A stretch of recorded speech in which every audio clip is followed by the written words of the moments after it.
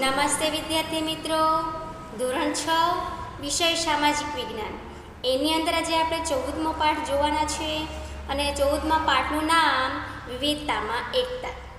વિવિધતામાં એકતા. તો પાઠની નામની અંદર જ આપણને ખ્યાલ આવે છે વિદ્યાર્થી મિત્રો કે વિવિધતામાં એકતા જે ભાઈચારો છે એ કેવી રીતના છે. એના માટે આપણો દેશ કયો? ભારત દેશ જ આખા દુનિયાની અંદર એક સુંદર ઉદાહરણ પૂરું પાડે છે કે આપણા દેશની અંદર અલગ અલગ જાતિના લોકો, ભાષા, ધર્મ અને આર્થિક અસમાનતાને કારણો હોવા છતાંય આપણો ભારત દેશ વિવિધતામાં પણ એકતા પકડી રહ્યો છે અને આખા વિશ્વને એક સારું અને સુંદર ઉદાહરણ પૂરું પાડે છે વિદ્યાર્થી મિત્રો. તો વિવિધતાની સમજ કઈ રીતે આપણે લઈએ વિદ્યાર્થી મિત્રો? શું વિવિધતાની સમજ આપણે કેવી રીતના લઈએ? તો આપણો દેશ વિવિધતા ધરાવતો દેશ છે અને ધર્મ, ભાષા, જાતિ અને આર્થિક અસમાનતા સાથે વિવિધતા ધરાવતો આપણો દેશ વિશ્વમાં એક આગવી ઓળખ ધરાવે છે, અનોખી ઓળખ ધરાવે છે. ખોરાક, તહેવાર, રીતિરિવાજ અને પોશાક ઉપરાંત સમાજ જીવનમાં ભિન્નતા જોવા મળે છે. આપણા દેશમાં એકતા અને સમાનતા માટે આપણે શું કરી શકીએ તે અંગે આપણે જોઈએ. તો વિદ્યાર્થી મિત્રો, આપણે જોઈએ તો ભારતના લોકોમાં જેટલી વિવિધતા છે આવી વિવિધતા દુનિયાના બીજા દેશોમાં ભાગ્યે જ હશે, કશે મળતી નથી. અને વિવિધતાઓના કારણે જ ભારત એક ઉપખંડ બની ગયો છે. આપણા દેશમાં કાશ્મીરથી કન્યાકુમારી સુધી અને ગુજરાતથી અરુણાચલ પ્રદેશ સુધી દેશવાસીઓના રૂપ, રંગ, પોશાક, ધર્મ, ભાષા, ખાનપાન વગેરેમાં વિવિધતા જોવા મળે છે. હવે ધર્મ જોઈએ આપણે વિદ્યાર્થી મિત્રો. ધર્મ તો આપણા દેશમાં વિવિધ ધર્મમાં આસ્થા ધરાવતા લોકો રહે છે, વિવિધ ધર્મ પાળતા લોકો વસે છે. હિન્દુ, મુસ્લિમ, શીખ, ઈસાઈ, ખ્રિસ્તી, બૌદ્ધ, જરદસ્તી, યહૂદીઓ ધર્મ પાળતા લોકો અહીં હળીમળીને રહે છે, પ્રેમ ભાવથી રહે છે અને ધર્મમાં વિવિધતા હોવા છતાં સૌ સમાન રીતે ધર્મનું આચરણ કરે છે. ભાષા તો ભાષા પણ એ જ પ્રમાણે વિદ્યાર્થી મિત્રો કે આપણા દેશમાં હિન્દી, ગુજરાતી, અંગ્રેજી, બંગાળી, મરાઠી, પંજાબી, તમિલ, તેલુગુ, કન્નડ, મલયાલમ, ઓડિશા અને કોંકણી જેવી ભાષાઓ બોલાય છે. ભાષામાં વિવિધતા હોવા છતાં પણ આપણા દેશમાં એકતા અને દેશની એકતા જાળવી રાખવા માટે વિવિધ ભાષાઓ મહત્ત્વ ધરાવે છે. એ જ રીતે સાંસ્કૃતિક તો આપણા દેશમાં ધર્મ અને ભાષામાં ભિન્નતા હોવાથી સાંસ્કૃતિક વિવિધતા વધારે પ્રમાણમાં જોવા મળે છે અને વિવિધ પ્રદેશ કે રાજ્યોમાં સાંસ્કૃતિક વિવિધતા સરળતાથી આપણે જોઈ શકીએ છીએ.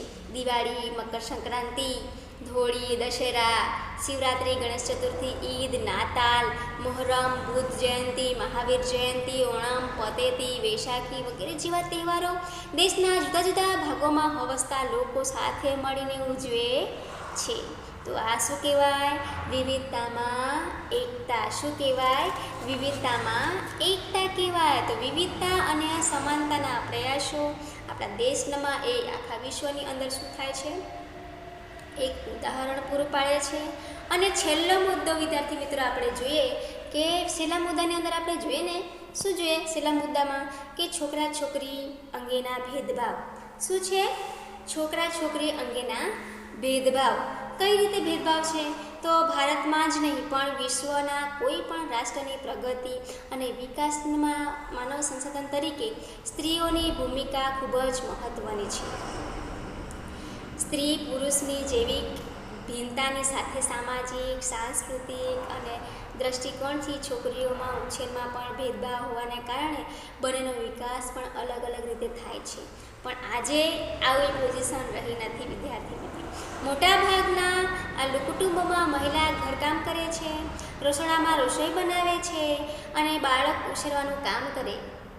સ્ત્રીઓને કુટુંબ વિષયક કોઈ નિર્ણય લેવાની સત્તા નથી. આરોગ્યની અપૂરતી દેખભાળ, શિક્ષણ અને આર્થિક અધિકારોથી દીકરીઓને વંચિત રાખવામાં આવે છે. કપડાં, રમતોમાં, અભ્યાસની તકોમાં, હરવા ફરવાના વિચાર અને વ્યવહારમાં વગેરેમાં છોકરીઓ સાથે ભેદભાવ રાખવામાં આવે છે. અને છોકરીઓમાં સાક્ષરતાનું પ્રમાણ નીચું હોવાથી છોકરીઓના લગ્ન એટલે કે બાળ લગ્ન પડદા પ્રથા, દહેજ પ્રથા તથા અન્ય કુરિવાજોનો ભોગ બને છે. સમાજમાં પુત્ર જન્મને પ્રાધાન્ય એટલે કે મુખ્યત્વે આપવામાં આવે છે અને હોવાથી સ્ત્રી ભ્રૂણ હત્યાનો પણ ભોગ બને છે.